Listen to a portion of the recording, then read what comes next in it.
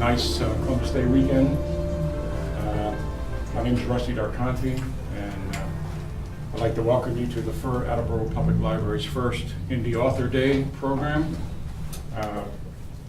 This is a day to salute local authors, and as I worked on setting this program up, I discovered, of course, that there are many authors, accomplished and aspiring, like myself, in the Attleboro area, living and working here. The work of our panel, basically, and we're lucky to have 5 very good authors here with us. Their work is very varied and varied genres: mystery, science fiction, young adult, fantasy, you name it. Some have written their first book, some have published many books. We'll start with remarks from each panelist when they can talk about how they write, how they get published, etc., what their thoughts are. And then we'll follow that with brief readings from the panelists, from their work. And you can ask questions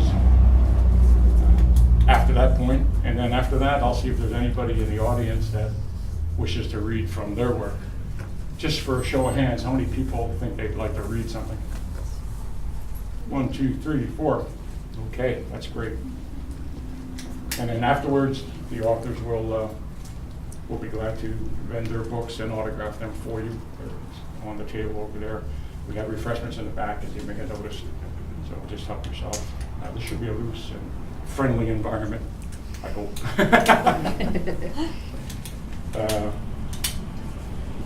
Cable television is here, Attleboro ACS, double ACS, and they're going to tape this for a later broadcast. And I see the Sun Chronicle is here also taking pictures and maybe writing a story. So, I don't know, for my part, I've always tried to follow Hemingway's prescription for writing. He said, write drunk, edit sober. I've had one short story published a year ago in a pulp fiction anthology, and I tell you, there was no greater thrill in my life, even though I've been writing for 50 years here. For that short story, I received $50 in cash and 2 copies of the book. So we're hoping that our panel of authors here will tell me and us, at least maybe how to be more prolific and more profitable in what we do. So, our first panelist is, I don't know, no, Debbie Graham-Leard. Yes. Of Norton, who wrote her first mystery, The Uninvited Guest, after retiring from a marketing position in the jewelry industry. She's an avid reader. She never tried writing fiction before. Her story's inspiration came from an abandoned village library, which her protagonist calls home. Debbie. Okay. Well, I guess we're supposed to talk about our writing day and how we go about putting a story on paper, so I will start there. I don't necessarily write every single day, but when I'm not writing, I'm thinking about the characters and what are they going to say to each other and what words are they going to use, what situations are they going to get themselves into, and you always have to keep that main story in mind. You don't want to stray too far away from it. My story, The Uninvited Guest, takes place in what you would think of as the Norton Village Library. Are any of you familiar with the Norton Library? Right on 140, right around the Common. That was the inspiration for me to start writing this story. It closed in the early 90s when they built the new library further north, and I always thought that would be the neatest place to live. It's not a huge building, it wouldn't be an overpowering home, so that is where my main character Gwen lives. And then I had to come up with a story to go around her. She needed a problem, I had to come up with that. I had to create the other characters and name them, and decide how they related to my Gwen and what kind of trouble she was going to get into and how she was going to get out of it. And it was such fun. I think the most fun of writing fiction is naming your characters. And I am working on my second book right now. One day I was driving home from North Attleboro on, I think Highland Avenue, I'm not sure. And I'm looking at street signs, and I saw Benjamin Avenue and then Snowcrest Drive. What a great name for a character. So I have a Benjamin Snowcrest in my second story. He has totally white hair, premature white hair. And so I challenge you, as if you're not writers or inspiring writers, as you're driving around, look at street signs and come up with some character names, and you'll be on your way to doing it. I don't know if you want to divide our conversation into patches. Do you want us to just talk first about Yes. how we go about writing? Yes. Okay. Well, I'll just give you a few little hints. Like I say, if I'm not actually writing on a particular day, I'll be thinking about what I'm going to write the next day. They call me the resequence queen in my writers group, because I'm always saying, well, you know, that whole part of that scene really should be 3 pages earlier. And we've come up with a system that if you move dialogue or description or whatever part of the words that don't quite fit, we make them green and we bold them, and then we copy and we paste where they belong. And when you get back to that section to edit again, you have to massage everything that's going on around the green words to make them fit into the scene a little better. Same thing I do when I have a section that I'm not happy with, but I don't know exactly what to do with it right this moment. I make that red. So when I get back to it during editing, I say, oh yeah, this needed work. Or I might even put a bold reminder of what I needed to add or deduct or change with that particular section. It seems to work out really, really well. Do you want us to continue going on to their How did you publishing? get published? Yeah. tell us. Okay. I tried the whole agent route. I did a few, they're kind of speed dating with agents. You can do it at conferences and workshops and things like that. They will have agents come in, you sign up, you all stand in the hallway, you get your 5 minutes with your agent. They'll call you in, you run to the table, you talk to them for 5 minutes, and if you don't think it's hard to take 350 pages and put it down to 5 minutes, it's very, very difficult. So you get your 5 minutes and you're out of there. They may ask you for a couple of chapters to take a look at. They may not be interested. You also, what I did was send query letters to agents that you find online that are looking for a cozy mystery at this particular moment. Didn't get any bites on that. And so I decided I was going to go with an independent local publisher. I had met Stephanie Blackman of Riverhaven Books in Whitman at the Cape Cod Writers Center conference, and I decided to go with Stephanie. She connected me with an editor up in New Hampshire. We emailed chapters back and forth for a couple of months. Stephanie worked with me to create the cover. And when it was all done, she put me on Amazon as either printed book or an ebook. And I printed books myself, which I take to author talks and panels such as this. And that is how I got published, and that's how I share my story with everyone. Okay. Great. Thank you, Debbie. Thank you. Very interesting. Our next speaker is Glede Brown Kabango. Hi, everybody. Hi there. I'm the silly one with my book up here, but that's okay. You're over there. Thank you, everybody, for coming. My story is not dissimilar to Debbie's in terms of trying to find a traditional publisher. I actually attended the Cape Cod Writers Conference. Oh, thank you so much. I attended the Cape Cod Writers Conference, I want to say back in 2011. And at the time, I had finished my first manuscript, and I was looking for an agent and querying agents as well. And the synopsis, the bane of any author's existence who's trying to get a traditional publishing deal.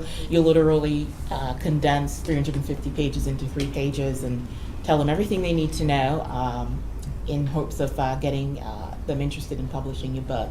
So I went through that. I probably racked up about 100, 110 queries.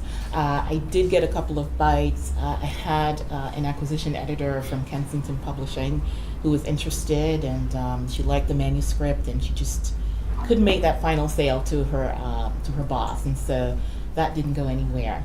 But I listened to a presentation at the Cape Cod Writers Conference from Lisa Genova. She wrote Still Alice. Julianne Moore won her first Oscar for the film version of that book. And it was such a great presentation, and she really inspired me, without really knowing it. And I said, you know what? I can do this. And so I decided to go with iUniverse, which was the company that Lisa used at the time, and get the book published, and all of that good stuff, everything that goes into it, the back and forth, and just managing that process. And I think that's one of the interesting things for me about being an independent author is managing the entire process. You basically a business person, and so it's your product, and you're responsible for everything from inception to the final product. And so that's how I ended up publishing my first novel, Conspiracy of Silence. And so as you guys know or may not know, Lisa Genova went on to get a major publishing deal with Simon & Schuster, and that's where she is. So that's a great success story coming out of independent publishing, and I'm sure most of us up here at some point maybe hope to be a hybrid author, making decisions about which books we want to publish on our own and which ones we want to seek a traditional publishing deal for. So that's a little background on how I came to independent publishing. In terms of writing, I knew what kind of stories I wanted to write, and when you're querying agents, you have to be very specific about your genre. And so through that, they're like, "Oh, you write psychological suspense." I'm like, "Oh, okay, I like that." And so, that's how I, came to that. And I think it's because I like the mystery and suspense element, and combining that with themes of family, for example, and relationships. And so I combine those two things in the stories that I write. I don't write every day either. As a matter of fact, I'm so far behind. I've published 3 books. This is my second, Swan Deception. I revised it. This is a revised edition of it. And so, the story is, basically about an innocent woman who's framed for murder, and how her family unravels as that happens, and, the mystery surrounding trying to figure out who was behind it all. So, so I write in the psychological thriller or psychological suspense genre. So, most of my books, heavy on the suspense, heavy on character development, subplots, and themes of, family, danger, that sort of thing. I don't write every day, like I said. I tend to say I write when the spirit moves me, which is not a very good way to be a prolific author. There's a lot of writing advice out there where a lot of people will say to you, you have to write every day. And truthfully, I just don't have the discipline to write every day. I'm struggling with it. And so I think I'm, 3 chapters into my latest project, which is book 2 of a series. I spun off my teenage character from Swan Deception into a series. And so book 1, Game of Fear, is out. I'm working on Autumn of Fear, which is book 2, and I'm so far behind. I have to call my editor again and say, so I'm not going to make that deadline again.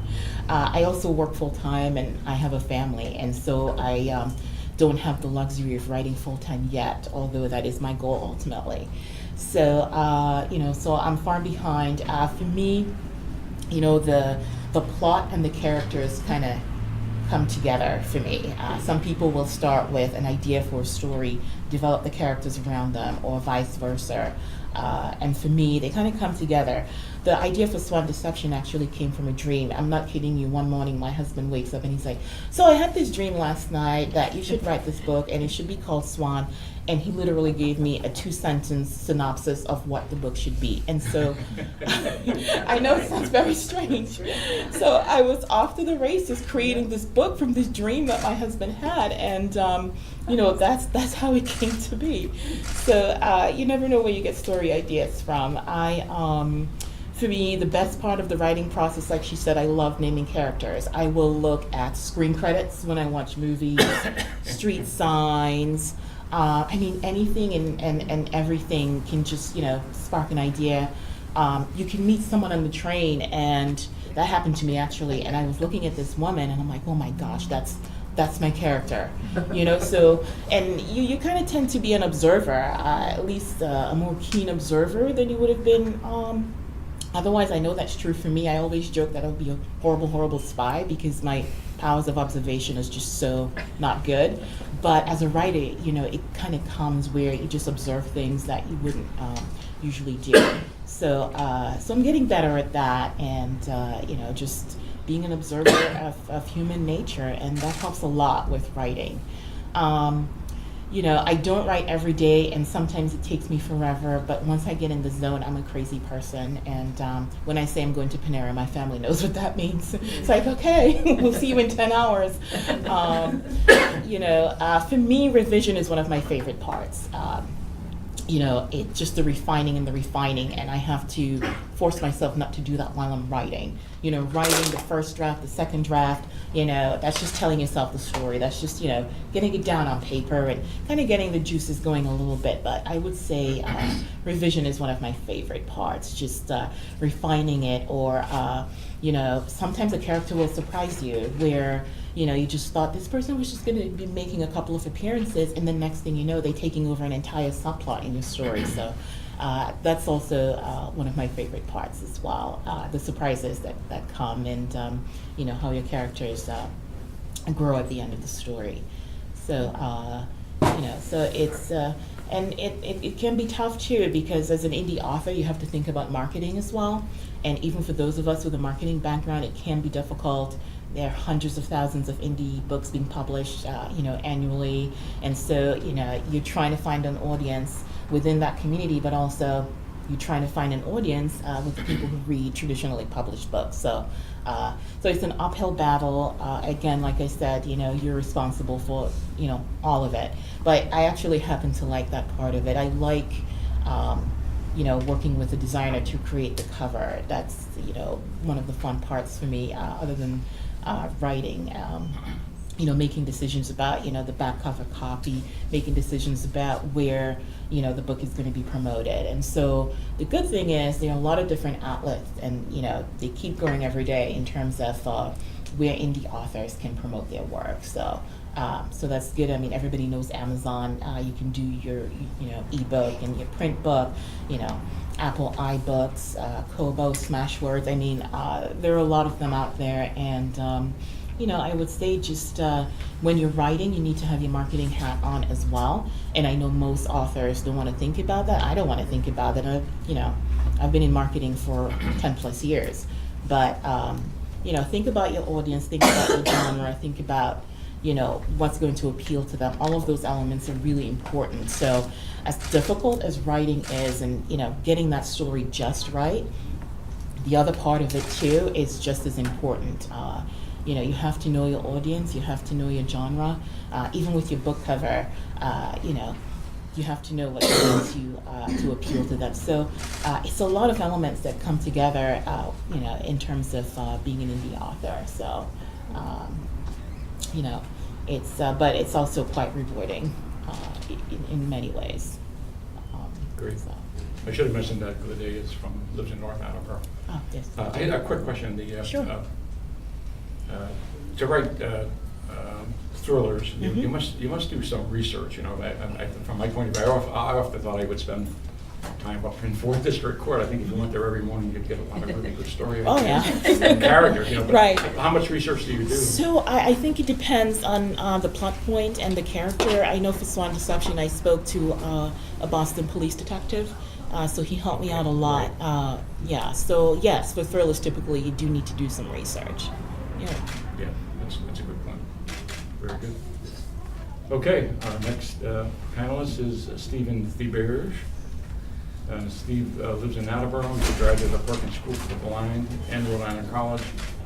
He works with the Mass Bay Transit Authority as an ADA compliant editor, and he has self-published a science fiction book called The Metchi Message, and which went on sale online in March, if I'm not mistaken. You're right ahead. Well, thanks everyone for being here. I didn't write starting as thinking of marketing, but I definitely did a lot of, when I decided I'm going to write this book, I read stuff in my genre, And my book is definitely sci-fi, but I think any genre of writing, you have that human element. I mean, that's the most important thing. So a lot of my book was from incidents that happened in my life, people I knew. I guess that old saying, write what you know. And I've always loved sci-fi, so I kind of have 3 plots in my book. One of the characters goes to a psychiatrist and says he's seeing aliens. And so, you know, there's 3 separate plots in the beginning, and they kind of intermingle in how the aliens are concerned about Earth. But basically for me, writing is, I don't write every day. I guess some people do, like they say Stephen King does, but I can't, maybe at some point, but I do a lot of thinking, how I feel. I do some outlines, basically. But yeah, when the mood strikes me, I'll be at that, 10-hour stretch. It's like, oh, 6 o'clock in the morning. I was only going to write 2 hours today. So it's really, my father wrote the same way when he was writing his books a long time ago. As far as the publishing, I was very fortunate to have somebody that had published a book. So they introduced me to the editor and did a great cover design, I'm told. The marketing, it's, I'm on Amazon, Smart Creative Space, and the iBooks. But the hardest part in the marketing is standing out because there's so many authors, and you have to have the connect with people, and get from behind the computer. But for me, writing is kind of, I love putting down, interactions, human interactions, and I kind of like the far out alien stuff, but even the best sci-fi stories have that human element. It's not just, But yeah, I did a lot of reading, not just sci-fi, but other kinds of. I think, for me anyway, I like to be eclectic in my reading, so I can get other ideas, other viewpoints, and I guess one of the chapters in my book was inspired by a dream. I kind of remember that. It is kind of funny when you think about it, but I was like, oh, I can put that in my book, and I do love how the characters, like Lede was saying, how it just evolves, because you don't know ahead of time, and the revision and the stuff like that is great. Watching it bloom, you could say, but the editing thing is, you can correct it so much, but I don't know any authors that have been able to edit their own books. So I was very fortunate, like I said, to have someone that knew they did the editing, book design. So I, of course, and they have also published quite a few books as DLD books. So I read some of their work and get a sample of how the editing, and the editing was very well done in my case, because they didn't really change the voice. I think that's the most important part of getting a good editor, is to have someone keep your, you might shorten things or add things, but I think you have to love writing. This might sound kind of corny, but I think anyone can be a writer, because everyone can tell a story. You can say, I got up this morning and had breakfast, and then you can intertwine so many different elements, like what did you feel, what was outside the window. I don't think I could have started writing if I was thinking of the marketing. Maybe in the future, because my first book came out, and they said, when is the sequel coming out? No one had even read it. So it is good. You have to think that way if you want to sell a book. And I think most writers want to sell their books. And so, that's why I'm here. But I like meeting people, and I don't know. I think you have to love writing, and you do a lot of thinking, and if you want to be a writer, at some point you just say, just start writing stuff down. You can fix it later. Like you can never correct when you're writing. I don't know anyone that can, because it's like you'll never get anything done. That's why we have different drafts. And so I guess I'm glad you're all here, and thanks for supporting us. Great. You mentioned outline. How about you other guys? Did you start with an outline, or you just start writing? Sorry. I just recently started doing that, and it's very, very helpful, because for some authors, me included, sometimes you get to a point in the story and you kind of feel that you're stuck. And I think that's where relying on an outline and knowing your character arc really, really helps. So I'm starting to do that, and I think it works. I'm somewhere between a plotter and a pantser. I kind of fall in the middle. I sort of do an outline within my manuscript. You know, I'll go forward and I'll put chapters and the time of day. And when I think, oh, that needs to happen on Sunday, so I'll go to my Sunday section and just make myself a note. So not a pantser, not a plotter, somewhere in the middle. That's good. That's good. Okay, Elisa Libby of Attleboro, who creative writing student at Emerson College, wrote numerous short stories about the Blood Countess of Hungarian folklore and legend, which evolved into The Blood Confession, her first novel. In her second novel, The King's Rose, follows Catherine Howard's brief marriage to King Henry VIII. Thank you. Thanks for, excuse me, thanks for having me. I'm a little, I'm excited to talk about this. I thought I'd start by talking about my first book because that's sort of how I started my career, and it's especially exciting for me to talk about it in a library because it really started in a library. When I was about 15, I got a anthology of vampire stories from the Morse Institute Public Library in Natick, and there was a story in this collection about this 16th century Hungarian countess who believed, according to legend, she was a real person, but according to the legends, she believed that bathing in the blood of virgins would keep her young forever. And I was fascinated by this story. And as soon as I was done, I regretted having read it because I was terrified. And I didn't want to be alone in the same room as the book. It was really creepy. I was always kind of that bad, I'm still that bad combination of wanting to see the scary movie but shouldn't see the scary movie, and I will stay sleep at night with the lights on because I saw the scary movie, that sort of thing. I can't look away, that kind of thing. But I was definitely a writer as a teenager, and I wrote a lot of really regrettable epic romances between vampires in rhyming couplets. It was very embarrassing, but this story of the Countess really stuck with me, and I started writing about her when I went to Emerson College for my undergrad in writing. I started writing about her, but it took me years to figure out, I was writing about her for my part of my senior writing project, but I was writing in the point of view of one of her victims' sisters. And then I wrote a piece of flash fiction, really, really short fiction in the point of view of the Countess's best friend. And it was each time, you have that thought of oh, I figured it out now. I have figured this story out. And I was there with my 3 pages of flash fiction, and clearly I had not figured it out yet, but I was convinced every time. But then finally, I think it might have been after I graduated that I realized this is the Countess's story. And the thing that has made me want to write it is that I wanted to know why she did it. I wanted to hear her explanation of why she would do such a thing. And I read about her, and basically what I learned from reading about her was that she was nuts. And that is not enough for a novel. If you just say, she was crazy, she couldn't help herself, no, that's lame, and that just doesn't work. But, to make up what her thought process was, it needed to be her story, it needed to be in her voice. And then finally, I started writing it in her voice. And I still wrote, it took me years to, make it into a novel. But that was how it started. So this was something that lingered in me for a long time.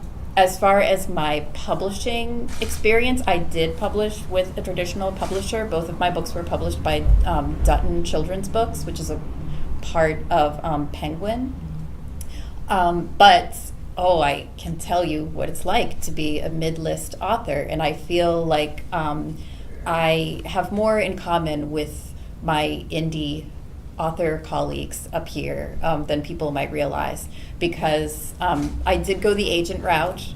When I found my first agent, I kind of just lucked into it. The market was very different back then. There wasn't as much competition. A friend of mine met an agent at a party. She gave me his card. I queried him. He liked my book. Apparently he liked weird things, and my book was really weird. So that was how I, managed to get his attention.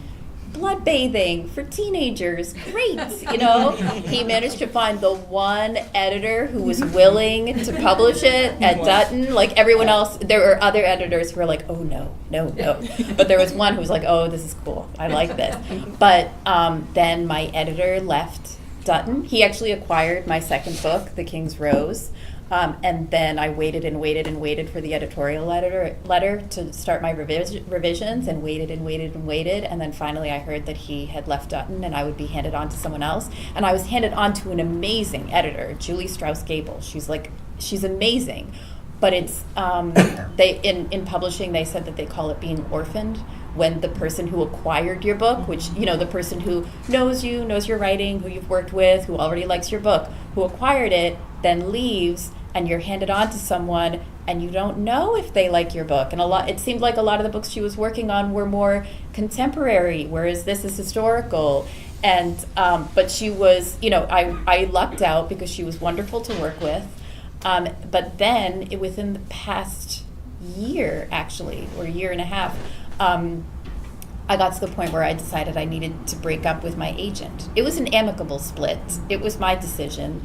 But I had a lot of writer friends, and I would complain to them about how, I sent him my stuff, but I didn't hear back, and it took him months to get back to me. And, he is encouraging, but he doesn't give me a lot of feedback and all of this stuff. And I started to feel like I was talking about my bad boyfriend, and it started to become really embarrassing, like that bad boyfriend where your friends are like, you need to just dump him and move on with your life. And yet I was like, but he's really nice and charming and British, and I like him. He took me on at first, and and it's hard to make that decision, but I finally made, it was really hard, but I finally made that decision to say, and you really can't query until, that's bad news, to query other agents while you have an agent. So I had to break up with him and then start the querying process, which, you're right, is totally horrible, totally horrible. And to have to, in the synopsis, the letters that I wrote, to have to create a paragraph synopsis of the book that I was working on. And also, something that adds an interesting perspective to this is that people would say but you're already published. Of course someone's going to want to take you on as a client. Well, I am published with 2 books. I was a mid-list author. I did not get a lot of promotion. I'm not a natural marketing person, so I didn't really know what I was doing with promotion. They didn't sell great. No one, people hadn't heard of me. It's not, I started to think that in a way my books might be seen as a detriment, if anything else. I can't speak to whether that's true or not, but that was definitely my fear. And I got a lot of rejections, a lot of them. And I got into a bad habit. No writer should have this habit of checking email first thing in the morning, because then you see people that you've queried from far away. Your inbox just has rejections in it, and that's what you see before you get out of bed in the morning, and it's not good. Don't do that. But finally I did, and also the YA market had exploded within this time. So now there's huge competition now. There are just so many people out there writing YA, so there's huge competition to get an agent, which I hadn't experienced the first time around. So I was getting a ton of rejections. I had some people ask for the full manuscript and then rejected it. That feels great. But I got an agent out in Seattle, Emerald City Literary Agency, Mandy Hubbard, who's the agent there, and she actually said, okay, are you willing to revise this? And I said yes, because my life is revising. I revise constantly. And I don't like it as much as everyone here does. I really wish that I did, but I don't like it as much as I should. But even though I totally realize it is 95% of writing is revising. But before she signed me on, she asked me to revise the book. And I said that I was willing, and she sent me some notes. And I honestly wouldn't have done it if I didn't love her notes. But I did revise. And she said that it was great, and she signed me on. But honestly, I felt like I liked her notes, and even if she hadn't signed me on, it made it a better book. So I really appreciated that. It was stressful and very humbling to be it's still not good enough as it is. I need to work on it more even to be signed on. But I did, and it worked out well, and she did sign me on. But so it. I don't want to be doom and gloom, but I feel like there's this sometimes an unreasonable expectation of, well, if I got an agent or if I was published by a traditional house, then it's the doors open and your career begins and everything is easy, and it's just sadly not. And there's still, I feel like rejection is so much a part of this I mean, I have a book out now on submission that my agent is, that book that we were working with, my third, hopefully, that my agent is shopping around to publishers. And again, I need to stop checking my email first thing in the morning, because then I get rejected before I even get out of bed. And it's very bad. But I agree with what Stephen said, that you need to love it. Because I would not spend my time doing this if I didn't love it. I would find something else to do. I would cook. I would, I would read more. I would do something much more relaxing with my time. And if you think of like the money return, I mean, like pennies Right. on the hour, pennies, if even that. Right. I mean, this one was historical, so it took a lot of research and everything, and I loved doing the research. I genuinely enjoyed it. So I would not tell anyone to be a writer to make a quick buck. Certainly not. And I would not tell anyone to write a book that they didn't really love. And also not to bother trying to write to the market, because by the time something is out on the shelves, the market, from the editor's standpoint, is that it's already over. I mean, I feel like maybe all of us should have like in-progress vampire novels saved on our computers, because eventually that will come around again. Like, I think of those authors who happen to have like a vampire novel that they had started when Twilight came out and became this huge thing, and then it was like all those people got published, because and who knows if the books were good. It didn't really matter. They got published because that was the zeitgeist happening at the time. But then once that cycle closes, then editors will say, no, I do not want to see your vampire romance. I do not want to see your supernatural romance. So it's, once it's like, I've tried to write to the market and it's impossible. So I just, as Stephen said, I just write something that I really love. I still make mistakes. I still choose the wrong ideas. I still spend too much time on things that I should just let go of. Or I convince myself that it should be easier than it is, which it shouldn't be. It's hard. It just is hard. And I just need to accept that. So, but it's an ongoing learning process, I'd say. To raise that question, I know none of you are full-time writers in essence. How long do you what's the average time to write a book? Do you think I'm done with it, I can submit it to something? Not that you're done with it, you're never done with it until it's in paper, but how long do you spend? A month? No. Oh, God. No. I'm just baiting you. Years. I mean, I think The King's Rose took, let's see. I feel like The King's Rose maybe took me about 3 years, and that was fast for me. Yeah. That is fast. Yeah. I don't know if I could do that again. And at the end, I did kind of feel like I was really sad when it was over. I was very connected to the character, but it's like, okay, you're done now. We're taking this from you. You're done. And I'm not saying that as a complaint that it was bad that they did that. I think it's good that they did that, because I might still be working on it now. And that's, like at a certain point, you just have to say that you're done. Right. But yeah, it does. It takes Right. me a long time. And I have a Yeah. lot of unfinished books. How about you, Debbie? Yeah, How The long does it take? Uninvited Guest took me about 5 years, and at least two of those years was just learning how to write fiction, because I had no idea.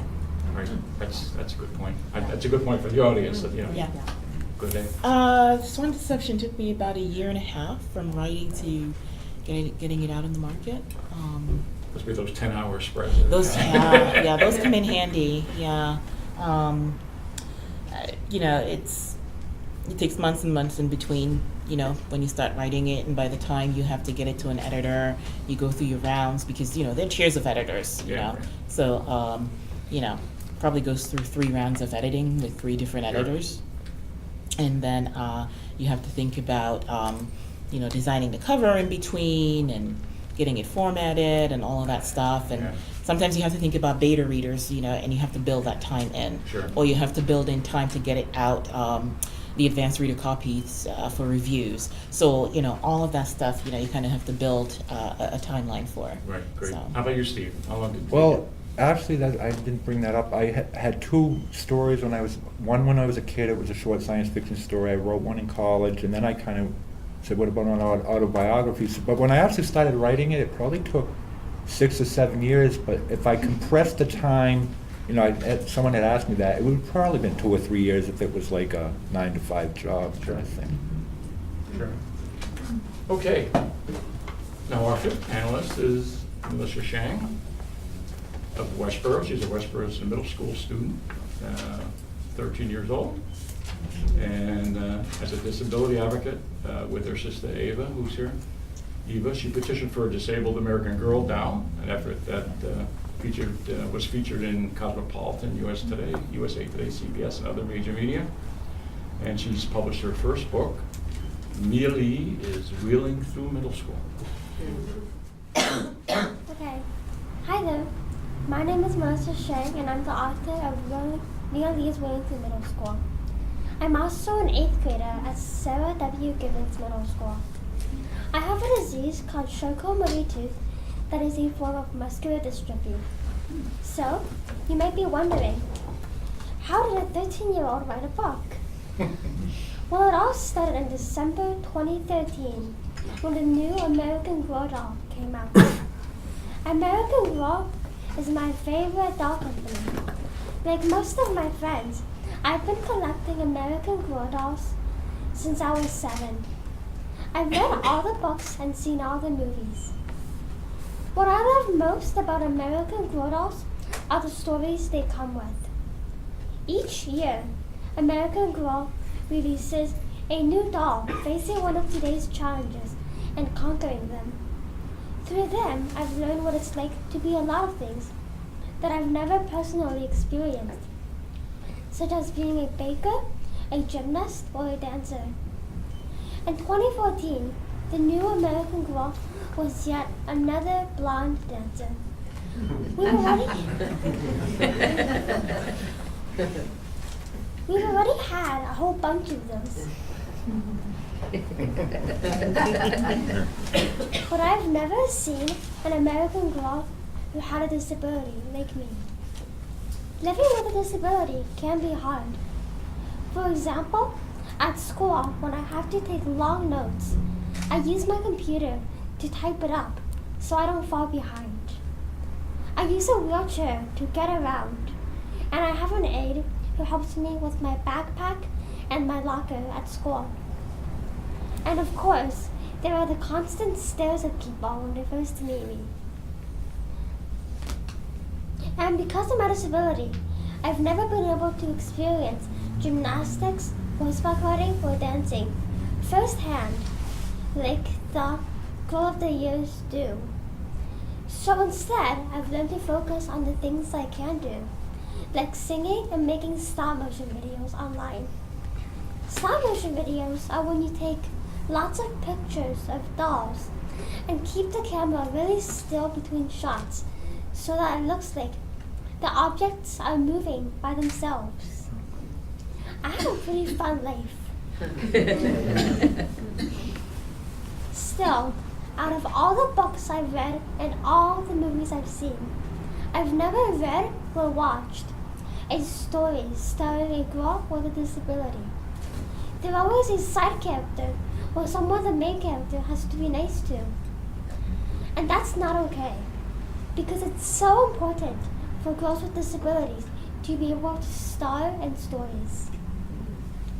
Lots of people don't know about disabilities or what it's really like to have a disability, because they've never met someone with a disability or don't see them represented in books or movies.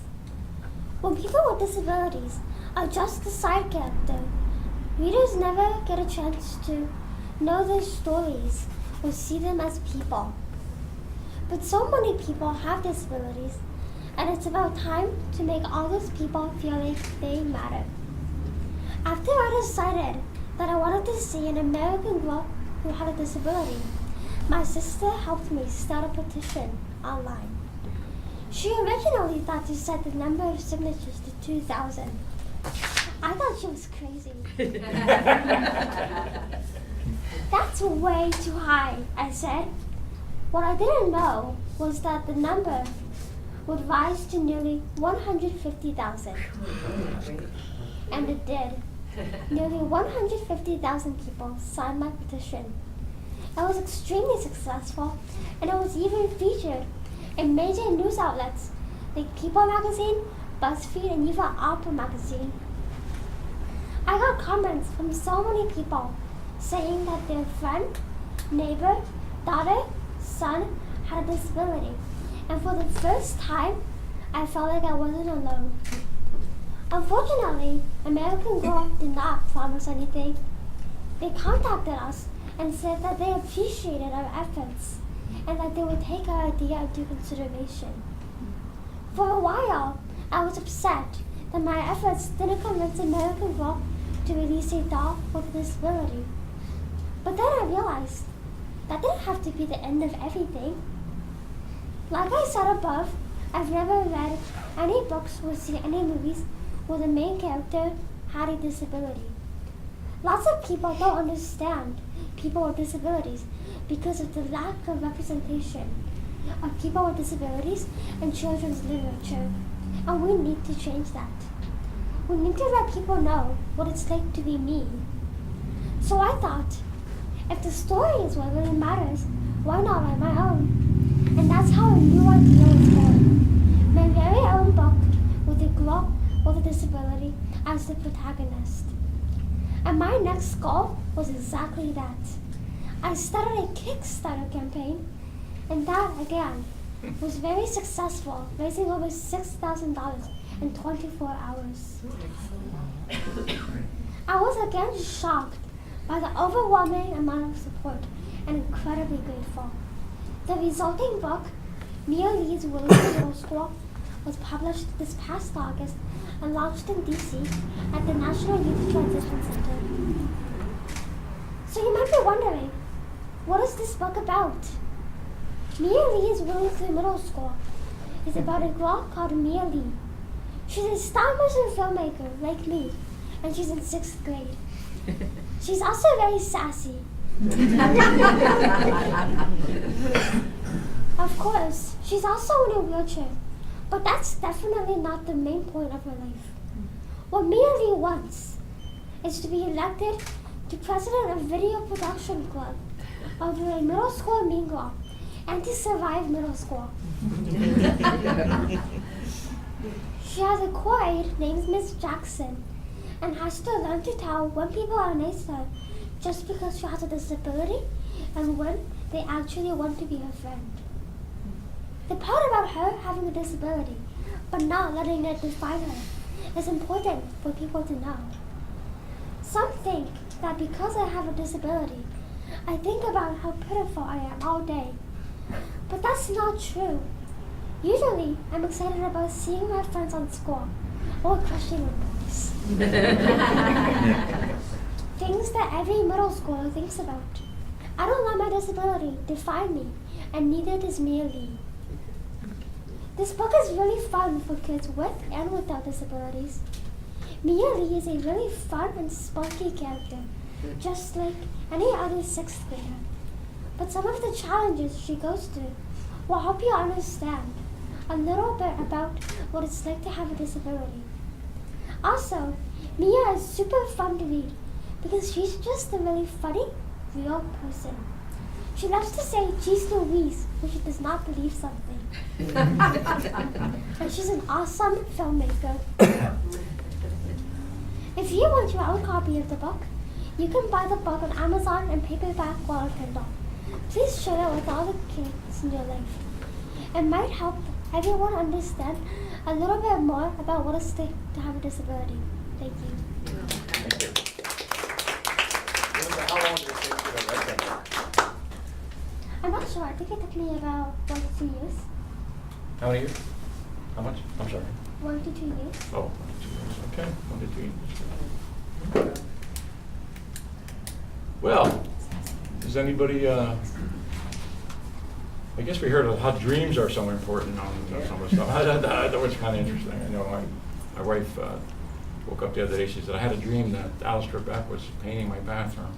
And I put that in a short story, the first short story in this trilogy thing. I said, I gotta put that in someplace. You know? And I guess you hear so much how revision is important. You have to keep doing things and doing things. I know I that short story that I wrote for this pulp fiction magazine. I just sat down, I had no outline, and I said, I know it's gonna begin in some sleazy bar, and that's where I started. I had no idea what was gonna, and like 3 murders later, and an attempted murder was at 25,000 words. I was trying to write a book, you know. And then I had this opportunity. They were looking for short stories, and I said, "Gee, this is perfect pulp fiction." And, unfortunately, the word count was maximum word count was 8,000. So I had to cut 17,000, you know, words out of the book. You know. Not my book. That's a revision. But, you know, Right. I've been a newspaper editor for many, many years. So. Took out all the juicy parts and stuck to the story. It's probably a better story now at 8,000 words than it was 3 times now. So do you guys have questions for each other or additional things you would like to say that occurred to you when someone else was speaking? Anybody? Questions? Sure. Question. I didn't hear anyone mention platform. And I went to a workshop that was actually conducted by an agent, and she said that it's extremely important that some publishers want to see people that have a substantial platform to help sell these books. Yeah. We were talking amongst ourselves about that. It's kind of interesting that you bring it up.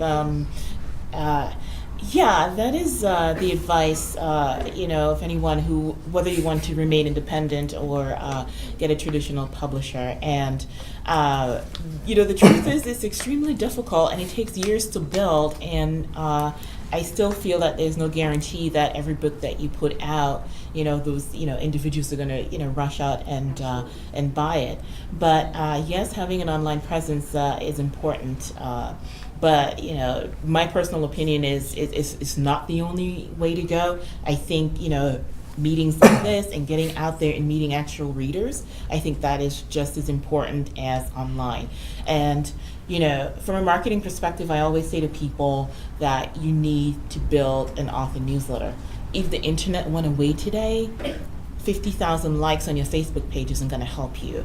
But guess what? Your author newsletter list will help you because you've, you know, had that relationship with those individuals that you communicate with on a regular basis. So I think you need to take an integrated approach to promoting yourself, promoting your work, and getting your name out there. And online is certainly part of that, and it's an important part of it, but I don't think it's the only way to do it. Anybody else? Anyone else want to speak to that? I've struggled with that. I've struggled with that as well. With like, I mean, were you talking specifically of like a marketing platform and online marketing? Absolutely. Yeah. There's so many roads to take these days, and Yeah. so you know. But that's what this agent was saying, that it's important to really have, you know, reach out and I've been told the advice of like online people are really meeting you and be the kind of person that people want to buy books from. You know, like you can't, I don't know, it's something that I still struggle with. I mean, my only piece of advice, which is sort of outdated now, is don't pay someone else to build you a website that you cannot easily update on your own, because that was the mistake that I did before blogs were free and you could easily create something on your own, and I was stuck with this website that I like couldn't easily update, and it was terribly stressful. But I mean, things are a bit more user friendly now online, and I feel like there are a lot more things that you can do without a technology background. But it is something that I struggle with. I think we all do. I think unless you know, you're James Patterson or, you know, it's really difficult and it takes years, and you really, I can't believe I'm confessing this, but part of me resents social media. And the reason that part of me resents it is because it's a major time commitment. And when you're trying to spend your time to write, or, you know, if you have a full-time job and you're writing when you can, you just don't have the time. I mean, Facebook is now grading people on how quickly they respond, and I'm like, really? I live in the real world, you know, and as wonderful as online is, who has the time to be doing that unless it's your job? And it's not my job. And so I think the other part of that, of building that online platform, has to do with substance. I know me personally, you know, when I post things, I want it to be of substance. That means I have to sit back and think about my social media strategy. what are my goals and objectives, and what kind of content do I want to put out there and engage people on a regular basis. And I want it to be substantive, I want it to be interesting, I want it to be fun, and it takes time to sit down and think about that, and think about, where you're getting that content from. They always say, you need a blog, and I'm like, I'm going to hit someone if they tell me again I need a blog. Because again, to build a successful blog is time consuming, and you have to be consistent. And again, if your passion is writing and you want to devote your time to that, you don't have time to create a blog and give it the attention that it deserves. And so I think, if I had to give, my 2 cents advice is online, pick a couple of things that you're good at or you think that you can commit to. There's 10 million social media platforms, and the numbers are increasing on a daily basis. So if you're good at Facebook or Twitter, stick to those 2 things. I made the mistake of trying to do Pinterest and Google and all of that stuff. It's like, I don't have the time to post interesting, substantive content on those platforms. So now, it's, I have an automated feed, for Twitter, so it will post things having to do with film and books and things of that nature. But, people want to interact with you. They want to see that, the author is a real person. And that takes time, that takes commitment out of your day to do that. So it can be done. I just think it's very challenging. Right ahead. I have a question. I'm just curious as to how much did it cost to get to print? The editors, the having people help you. I mean, how much did it cost? It costs thousands of dollars, really. And again, it depends on the quality of your editor, your book cover designer, because all of those things kind of come together. And if you want everything to be quality, you're going to have to pay. I think if you're looking at a content editor or a developmental editor, those are the people who look at your big picture issues. You could pay up to $2,000 for that. If you want a line editor who is going to go through and look at your manuscript line by line, and making those changes is going to make it sharp and sparkle. I think average you're probably looking at $600 to $800, and it can go higher. So it really depends on who you want to get. There are a lot of people out there who offer editing services. You have to do your homework, because all editors are not created equal.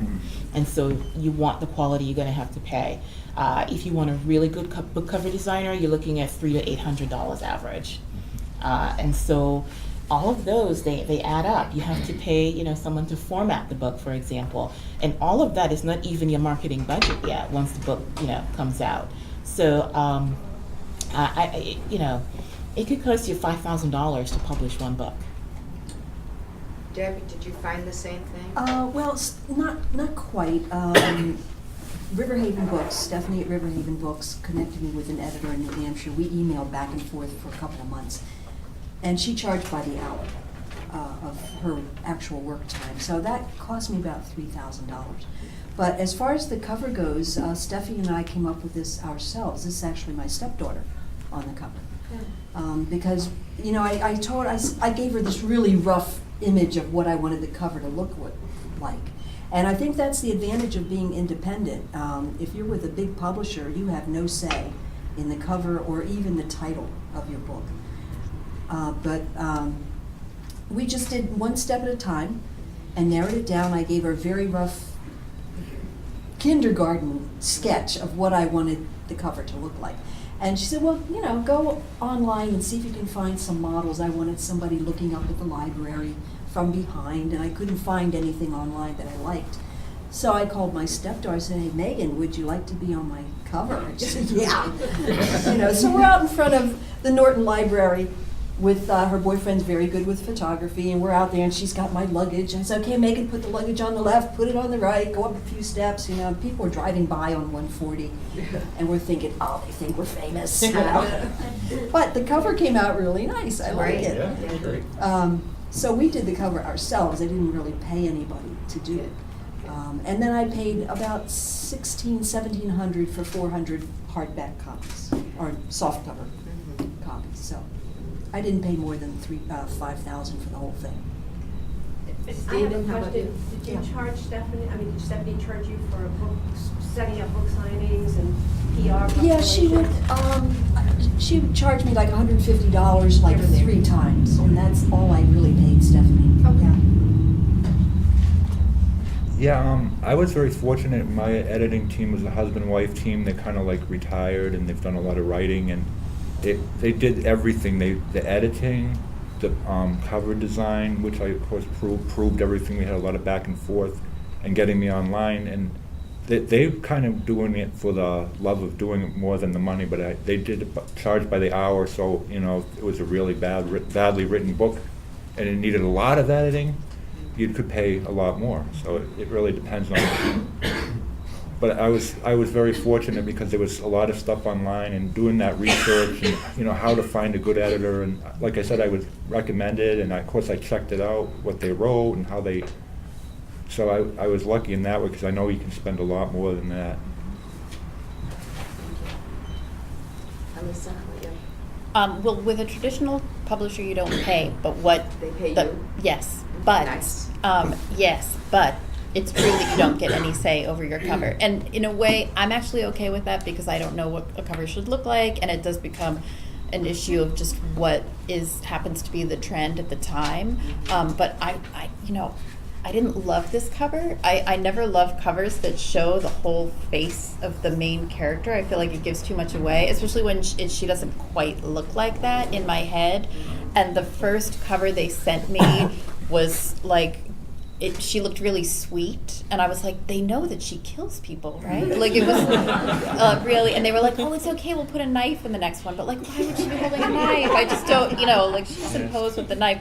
So it was difficult, and there was an issue of, I think my first title was The Winter Chamber. That was my working title, and they were like, that just feels cold. We need something with blood in it. And I remember feeling like, oh my God, I've got to come up with a really good title with blood in it, or they will come up with something for me and I might hate it, which is a terrifying prospect. But I was pleased. I came up with The Blood Confession in my kitchen one day, and I was like, yes, that sounds good. But it's true that it's like you just have to hope that you've got people that have an aesthetic that you appreciate, and that that the trends are something that you like, and that even if you don't like the cover, maybe people who are buying it will like the cover, and that it'll be something eye-catching. I mean, this cover I loved so much. I think I cried when I first saw it because I thought it was just so beautiful. And the title actually came out of the cover that they got. I think originally it was called The King's Virgin, but Barnes & Noble didn't want to promote a book with the word virgin in it for young adults. That made them very nervous. But then when the rose became such a pivotal image on the cover, this was a 15-year-old girl from New Jersey, by the way, wearing this very unwieldy Tudor gown that they took. I was not at the photo shoot, but I heard about it from my editor. And when the rose became such a focal point, they were like, what about the King's Rose? That might work for the book. And I was all for it. But so I'm all to leaving it to people who know better than me, but it is hard to relinquish that. And Melissa, how much did it cost you to publish your book? Well, since I started the Kickstarter campaign, I gained $6,000, but I'm not actually sure how much of the money we used. I think we used all of it. All of but it, a big part yeah. of it was because Melissa and I actually hired somebody to look. So we wrote the first few drafts of the story, but neither of us are professional writers. So we actually hired a writer, and we paid her $4,000 to come and make edits to the book. So that used up the majority of our money. And the cover is lovely. I like that. I had a Question? question. Yeah. I just had a quick question. I notice at times people will talk about writing, on the computer and all of that. And yet, I met once with an author at the Attleboro Museum. She had a book on art and art theft, and she said she uses note cards, and it's like the old days before computers when we had to do term papers, and we put in sections and different things. So I try to do both to start, like with ideas. I'll just write it on a note card and throw it in this pile and then start bringing it to life. But does anyone I know you mentioned a computer. Does anyone else use another type of method that they find helpful? I've used note cards. My first novel, I wrote the entire first draft by hand. As odd as it sounds in this day and age. I do have a computer, but I don't think I'll ever do that again. But a lot of times I will write by hand. Sometimes note cards or just a simple notebook, because ideas come to you. Or, once you start trying to unravel the plot, things come to you and it's like, okay, I need to do this, I need to do that, or that doesn't work for this character, and so on and so on. So I think I do both. I mean, the bulk of the work is done on a computer, but I think that I still write a lot of things by hand. Can I answer that question? Sure. Because my book is a memoir, so I know all the stories. I had my outline, and I would just pretend like I was at a cocktail party, and I used a software called Dragon Speak, All right. which is beyond fabulous. It's software with the headset, and you talk and it types.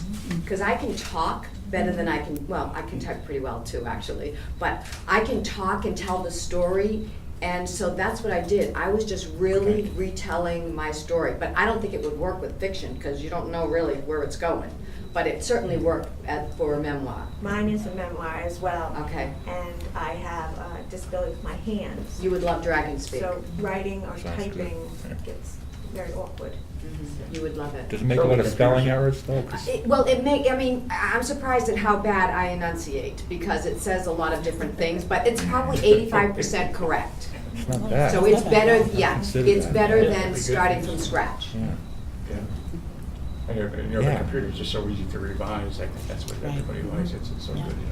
Reminds me of Hemingway, who we referenced earlier. He used to, of course, they didn't have Right. word processors or anything. Typewriter. But he used to write all his description in longhand, and then he would type the dialogue.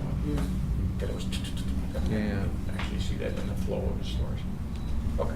Any other question back there? I had a question for Oh. Alyssa. Go ahead. You have been published by a publishing house. Compensation for a first book. I've been told that it's 5,000, maximum 10. Is that true? Yeah, there's a huge range of things.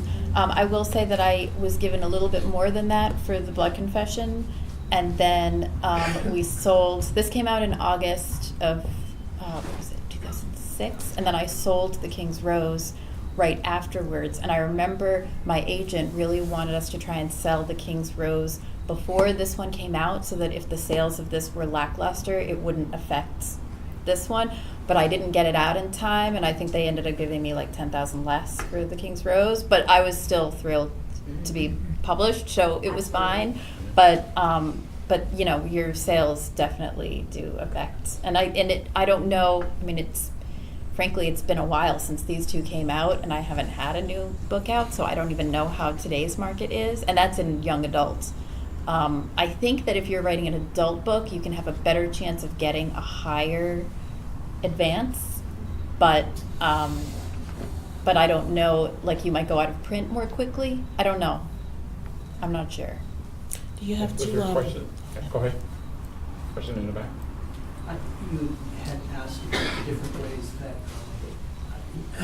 alternative ways of writing. And I had taken a writing workshop that was taught by Michael Palmer and Tess Garrison, both of whom are very successful medical thriller writers. And Michael used to talk about the fact that when he would write, he did very much what many of you have talked about, which is, writing an outline and each chapter kind of outlining what it is you're doing, so you kind of know where you're going to go before you're done.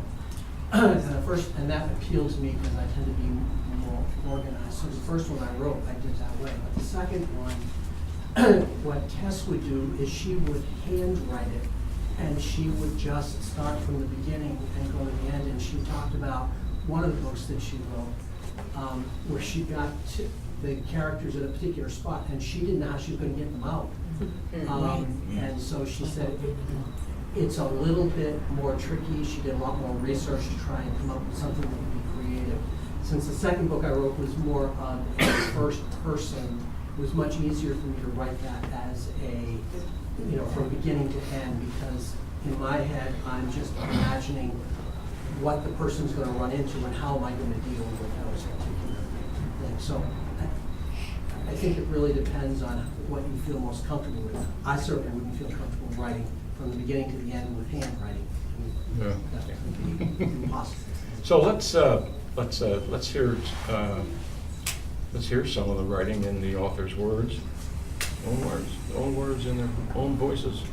So each panelist can in turn, read a brief passage from your book. You want to start down here? You may. Okay, I'm going to stand up so I can breathe easier. Okay. Let me just give you some setup. My main character, Gwen, of course, lives in the library. She has been coerced into hosting an out-of-town judge who's been hired for a music competition that's coming up. And she doesn't know who it is, but she was, like I say, she was coerced into agreeing to host this person. So this is the end of chapter 2. Oh, hang on. All right. The hands on the clock dragged as Gwen waited for the judge's arrival. Not one to waste time, she returned to her flower beds, removed spent blooms, yanked weeds, and scattered fragrant cedar mulch. Bringing the gardens back to life after 2 years of neglect had taken more effort than she'd estimated. Of course, without Parker working beside her, every chore took more than twice as long. For all of May, June, July, and August, she'd planted, fertilized, mowed, weeded, trimmed, and mulched. Each day the flowers and bushes rewarded her with new sprigs of emerging buds, easing Gwen's ache for Parker. Mother Nature, the best grief counselor. The rumble of an engine echoed from the western side of the old library. No doubt the judge, Gwen grumbled. This should be interesting. She stepped from a patch of Shasta daisies, crossed the back lawn, and bypassed a small-scale fish pond, stopping at the top of the driveway. A sleek black sedan with Vermont plates came to a stop. The driver's door on the other side flew open, and a tall woman emerged. She rested her forearms on the car's shiny rooftop and gazed across at Gwen. The eyes were hidden behind huge sunglasses, but the smirk was all too familiar. Gwen's mouth gaped open. It couldn't be her. Please, no, anyone but her.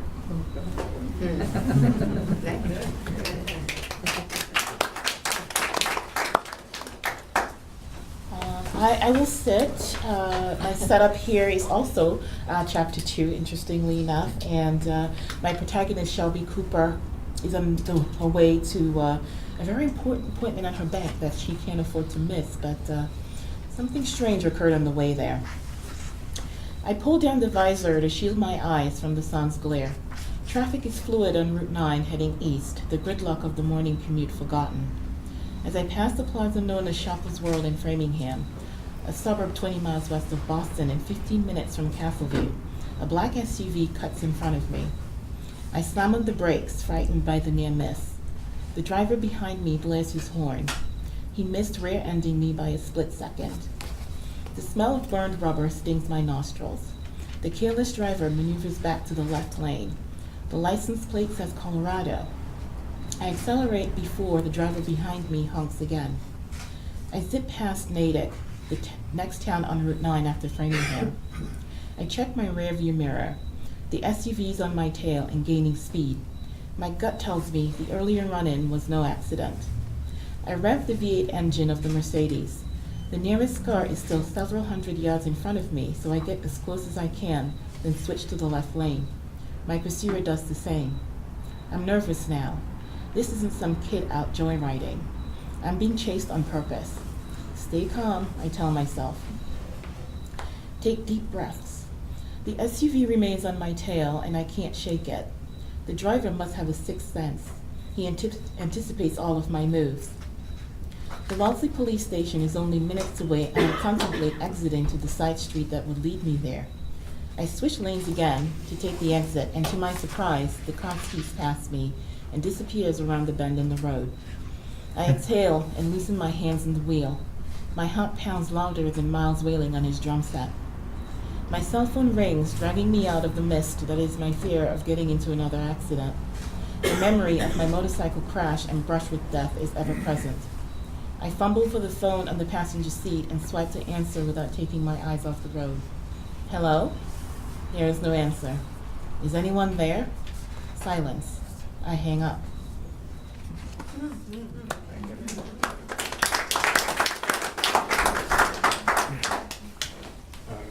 Steve has asked me to read the beginning of chapter 4. And That's the main character of my book. the main so character. that's What does Mechi stand for? What is that? It's two alien races that form an alliance, so it's a combination of two alien race names. No, I know.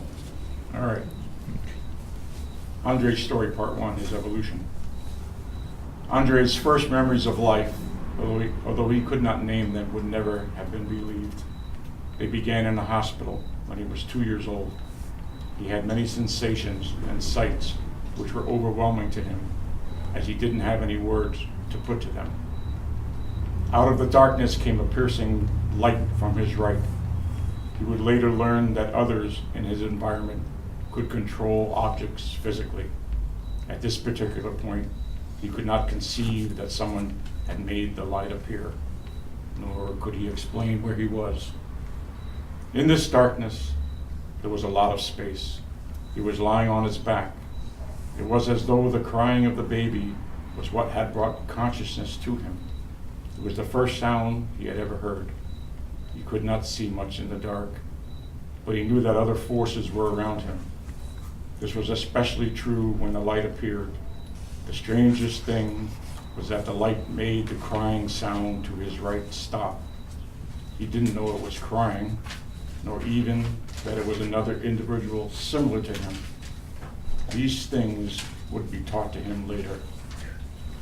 Andre had no clear memories of the next few years, but surely he had been taught about his older brother, his sister, and his parents. He must have learned such things as their names, and indeed his own since the age of 2. He was aware that he was 5 years old, but he certainly couldn't quite grasp exactly what a year was, except that it had something to do with a cake with candles on it. This cake, presents, and a party were very concrete to him. Andre loved candy, cocoa, and bright colors.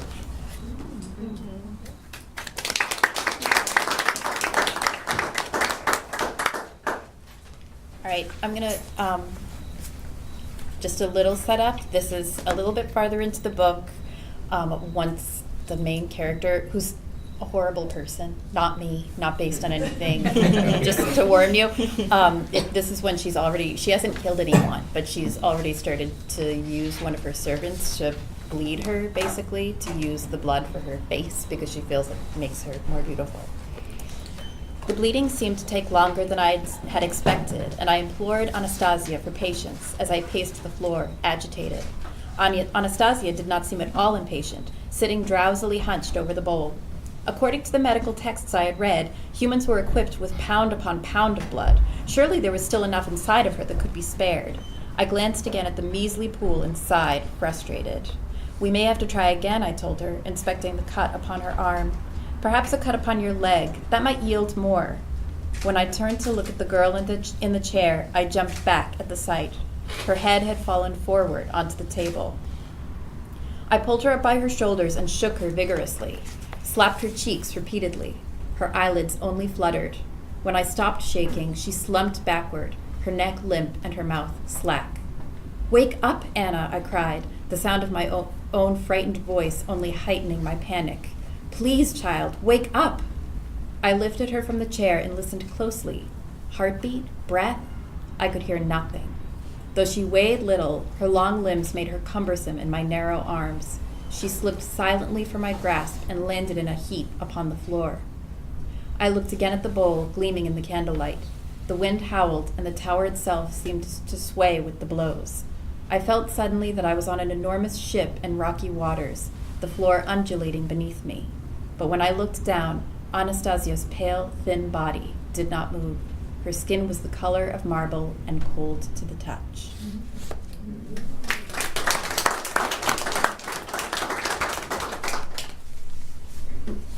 Okay, so I'm gonna read chapter 2, but before I read, here's the background information. So in chapter 1, Mia Lee already met up with her elementary school best friend Caroline Ziller, and she already encountered the middle school mean girl by accidentally bumping her wheelchair into Angela. So, chapter 2, Superclutz. I spent the whole rest of the day looking forward to math class in room 17. It was one of the only classes Caroline and I had together. Plus, Mr. Foster was my teacher. As soon as math was finished, we'd have our first video production club meeting. I could hardly wait. I held on to the edge of my desk and slid into my seat. I'll be right back, Mia, Miss Jackson pointed to the back of the room. That was another thing I liked about Miss Jane. She didn't fuss over me. In class, she always moved my wheelchair out of the way, almost like it disappeared. Too bad my leg braces wouldn't manage to. I looked down at them and closed my eyes, wishing they would. Wake up, sleepyhead, Caroline tapped my arm. Don't worry, I'm awake, I said, opening my eyes. Nope, the braces were still there. I'd gotten new ones over the summer. They were made of the same hard plastic, molded to the shape of my calves, like my old ones. But these had purple Velcro straps and pink hearts on the back. When I wore them, I could hold on to stuff and walk around a little, if I went real slowly. So because the braces helped me, they weren't going anywhere. Apparently Angela the mean girl wasn't going anywhere either. Just as the bell rang, she plopped into the desk in front of me. The girl she'd been with in the hall earlier, before the morning assembly, sat across the aisle. I'd found out her name was Jess. I'd had a few classes with both of them today. But luckily, there were no more run-ins between Angela and my wheelchair.